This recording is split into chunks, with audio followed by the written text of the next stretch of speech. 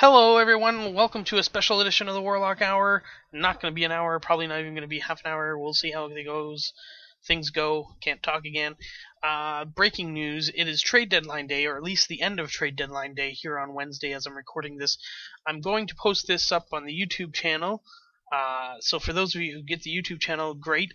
Those of you who like my Facebook page, you'll get this as well. This is all sports. This is NHL Trade Deadline. Now, this year's trade deadline was kind of weak as far as the trade's concerned. Most of the big trades happened to be before Trade Deadline Day. We're going to go right back to April 1st. I already reported those trades on Warlock Wednesday, episode 17. So if you want to listen to those trades, you can go listen to near the end of the last segment of sports segment that I get into. However, since that was recorded April 1st, there has been trades since. So let's just go through them as quickly as possible here. This is just a special update. I didn't want to wait a full week and change to get out the trades that were made. So here they are. The Carolina Hurricanes sent Adam Hall and a 7th round pick to the Tampa Bay Lightning for Marc-Andre Bergeron to help bolster their defense, which is always strange when you see two teams in the same division make trades like that, especially when they're competing for playoff spots, but it does happen. The Phoenix Coyotes sent Joel Recklix, a forward, to the Washington Capitals for Matthew Claxon, another forward, so a couple of trades of forwards. The Colorado Avalanche acquired Thomas Vincour for Cameron Gaunce with the Dallas Stars, that trade there. Chicago Blackhawks traded Philippe Paradis to the Tampa Bay Lightning for the rights to Kirill Gotovets. And that's the rights. They don't necessarily get the player. They have the rights to negotiate with the player now. The Dallas Stars quite busy in the next couple of picks, or next couple of trades. They've traded Derek Roy to the Vancouver Canucks for Kevin Connaughton, a defenseman, and a 2013, that's this year, second-round draft pick. Also, they dealt Jaromir Jagr to the Boston Bruins for Lane McDermott, Cody Payne, and a conditional 2013 second-round pick. And it's conditional depending on different aspects of how far Boston gets in the playoffs and so on and so forth. So it could translate, I believe, to a third-round pick if things meet the requirements. The Edmonton Oilers acquired Garrett Stafford from the Washington Capitals for Dane Byers. The Montreal Canadiens acquired Davis Druiski, a defenseman, from the Los Angeles Kings for a 5th-round draft choice in this year's draft. The New York Rangers got Ryan Clough from the San Jose Sharks, and they traded a few picks, a 2nd-round pick and a 3rd-round pick this year, and a conditional 2014 pick, 2nd-round pick next, which is obviously next year, and that is basically going to be conditioned again, depending on what the conditions are set. They don't have the conditions revealed, but it could turn out to be a 3rd-round pick. And those trades all happened on the 2nd. So actual trade deadline trades. First trade made on Trade Deadline Day was between the Chicago Blackhawks and the Boston Bruins. The Boston Bruins acquired Rob Flick for Maxime Sauvé, a couple of forwards. The Edmonton Oilers picked up a forward, Jared Smithson, and they gave up a 4th-round pick in this year's draft. The San Jose Sharks acquired Scott Hanahan, a defenseman, from the Nashville Predators for a conditional 7th-round pick in this year's draft. The Penguins, after losing the crybaby to a broken jaw, picked up Jussi Jokinen, mostly a shootout specialist, not so much of a great player, but he's a shootout specialist.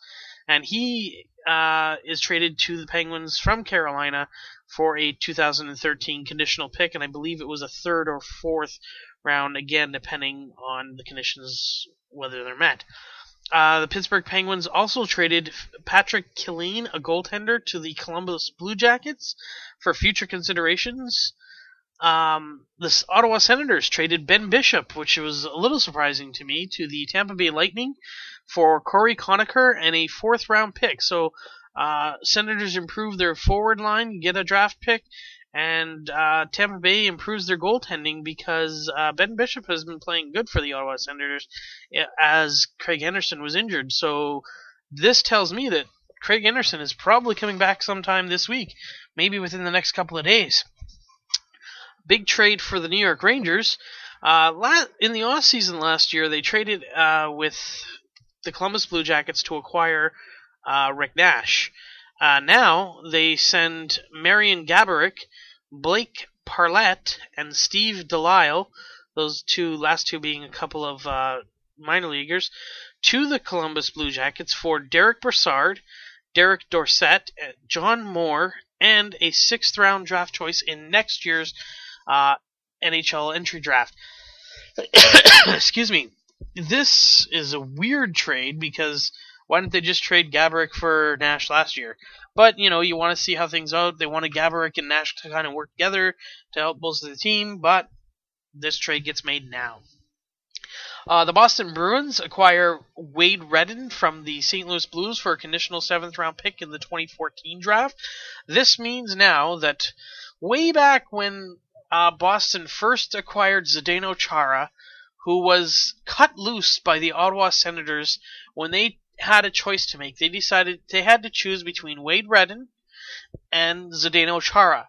They chose Wade Redden, who didn't pan out as well as Zdeno Chara. Now Boston has both those defensemen. Kind of interesting, in my opinion.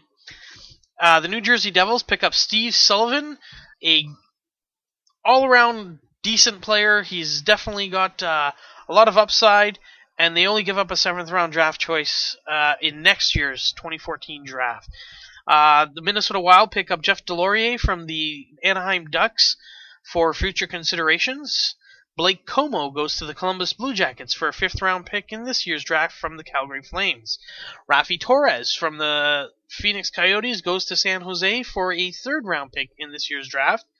Jason Pominville. This was rumored earlier in the week. If you listened to Warlock Wednesdays on Wednesday, then you heard that Jason Pominville was to give a list of 8 teams where he wasn't to be traded to. Well, apparently not on that list was the Minnesota Wild, because the Minnesota Wild acquired Jason Pominville and a 4th-round pick in next year's 2014 draft for goaltender Matt Hackett, forward Johan Larsson, a 2013 first-round pick, so that's a first-round pick to Buffalo in this year's draft, and a 2014 second-round pick, a second-round pick in next year's draft. The Toronto Maple Leafs, their only move today, or trade deadline day, so I'm not sure when you're listening to this, but trade deadline day move, Ryan O'Byrne, a defenseman from the Colorado Avalanche, goes to the Toronto Maple Leafs for a 4th-round pick in next year's 2014 draft. The late trades that came across the wire after the 3 p.m. deadline, but were in the offices just waiting for approval. As long as they're submitted by 3 p.m., they can still be processed. And that's Matthew Lombardi going from Phoenix to the Ducks for Brendan McMillan. And Philip Forsberg goes to the Nashville Predators from Washington for Martin Erat and Michael Latta.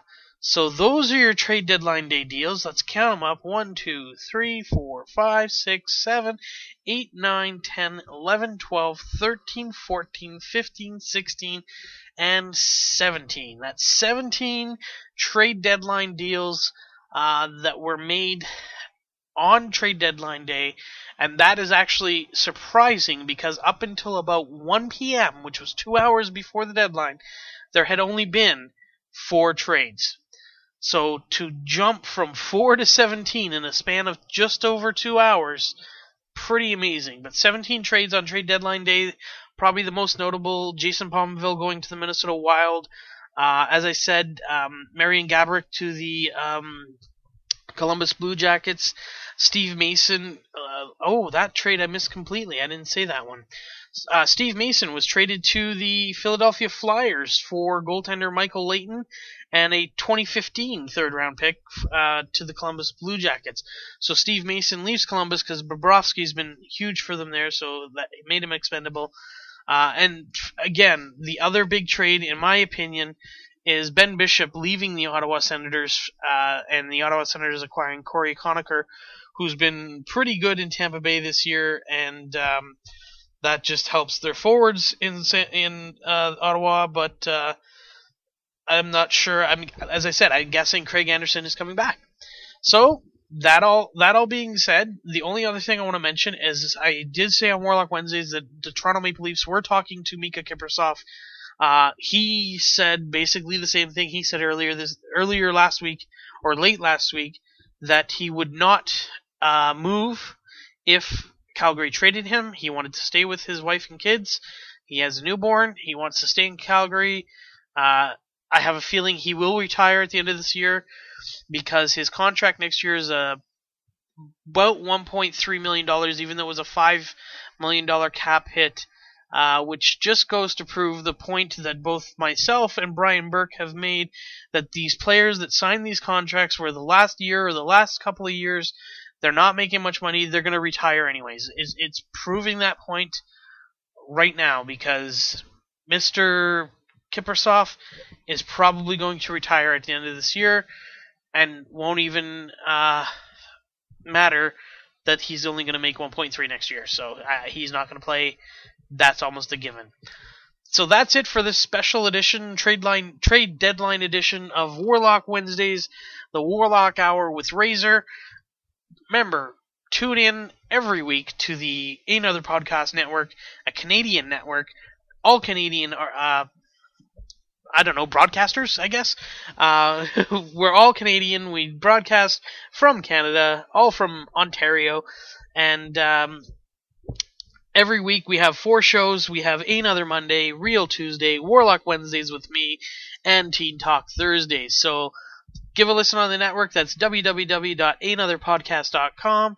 Or you can find us on iTunes. And also, as I said, here on YouTube, where I've added in my shows after they've played on Ehnother Podcast. You want to get them first on ehnotherpodcast.com, but if you've missed it, you can come check it out on the website there, or you can come check it out on YouTube.